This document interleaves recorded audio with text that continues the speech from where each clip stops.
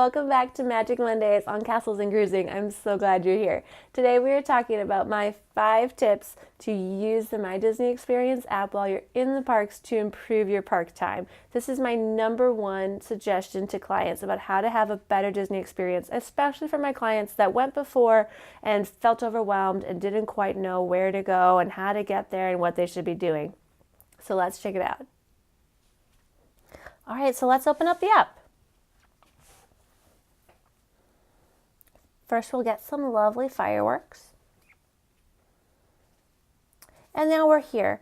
And these are the features that I use the most while in the parks. I've already done my Fast Pass, I've already reserved my dining, and we'll make a separate video about doing all of that. But using My Disney Experience while you're in the parks is such a helpful tool. So let's get to it. The first thing is this is a map. It's actually to scale even. And there's some great detail in here too. So if I'm confused about where I am, it's always really good to be able to look and kind of see what this actually looks like, compare this to my surroundings, and it'll help you orient yourself. And for me, this is a little bit more helpful than just using a big flat map. So tip #1, remember that this is an app. Tip #2 is to get from one park to another park, zoom out really fast so that you can see all of them, and then click one. And now we're at Epcot.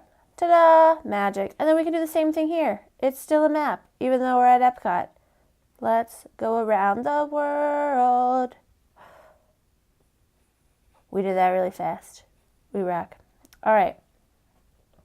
So here's another tip that's really, really essential. Now, right now, it's a little bit tricky because it's 9 o'clock, so there's only 2 parks open.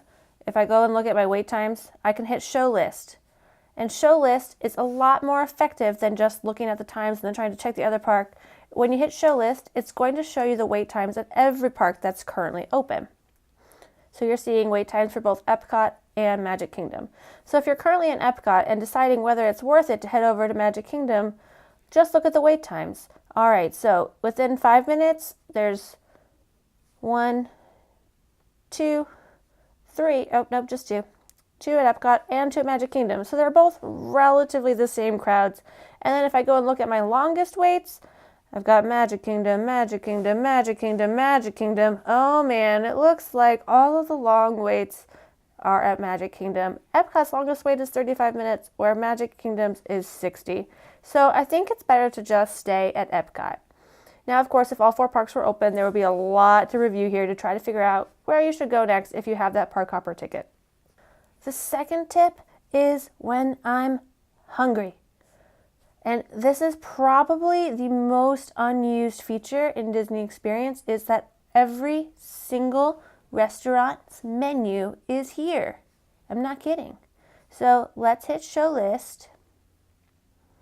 But now we're in dining. And I'm at Epcot, so let me go into filter, and I only want to see the restaurants that I can walk to right now. Oh, all right, there we go. So all of these forks and knives throughout the map show me all the places to eat in Epcot. Oh shoot, I am overwhelmed. There is too much to eat here. Okay, hold on. Go back to your filters and let's look at all of the different cuisine options. I basically eat like a 5-year-old, so while Epcot is famous for its Japanese and Mediterranean and Moroccan and Norwegian and famous fancy options, let's just stick with some American stuff. Let's find me some chicken nuggets. Oh, okay, now that narrowed it down a lot. But if I'm looking for something a little bit more substantial than just popcorn,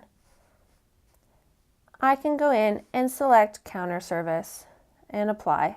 Or if I was looking for characters, I can choose some characters. So let's see if there's any American food with characters. Oh, now I only have 2 options. That helps the undecisive. Let's go see what's on the menu at Garden Grill.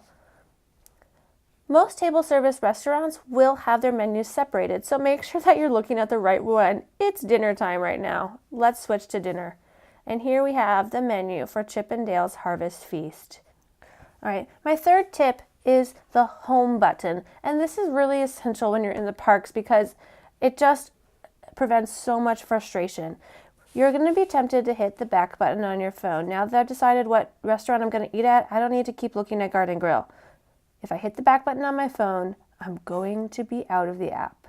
You actually need to hit the home button, and the home button will take me away from Garden Grill, and I'll come back to my happy place. This may look slightly different on an iPhone. I am using an Android phone, but you will have a home button. And again, hitting the home button on your iPhone will take you out of the app instead of to the home screen within the app.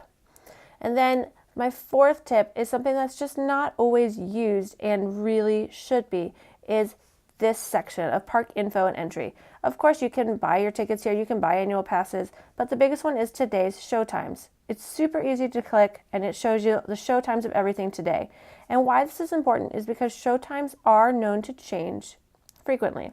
It's currently 9:13, so the only show that's still happening tonight is Happily Ever After, because Illuminations has already occurred at 9, so it's off of my list. But it's quite possible that something that was originally scheduled for 8 or 8:30 may be moved to 9 o'clock due to weather considerations, or it's quite possible that if there's extreme situations, it would show on here if a show was canceled. So I always check for the current show times when I'm getting into a park first, so that I know when it's happening.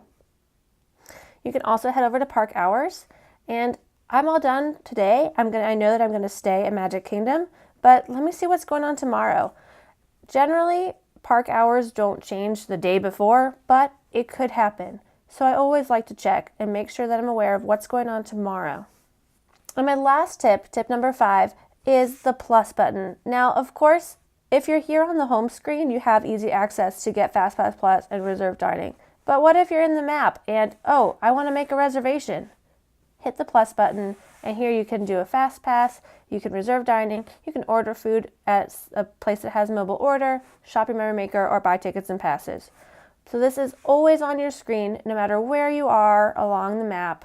You can always hit the plus button to really quickly reserve your dining.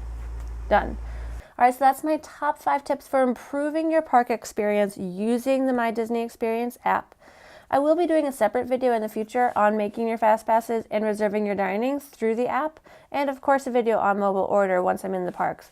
But for right now, I think it's super important to use this tool as a tool and not just as an app for before you go. It is an essential tool for while you're in the park. So that's my top 5 tips to get the most out of your park days while using the My Disney Experience app. And on a side note, if you're going to be using My Disney Experience, I highly recommend bringing a portable phone charger, or bring a husband that always carries one for you. That's even more effective, because this will kind of put a little bit of a drain on your battery, and then you can't use it at all, and that's no fun. So pack a portable phone charger, use the My Disney Experience app. Remember that it is an extremely helpful tool and will make you have a much more effective park day than if you were to ignore it. All right, I'll see you guys next week on Magic Monday. I'm so excited to start a new month next week where we'll get to focus on a little bit more of the fun details. So tune back in on next week for Magic Monday.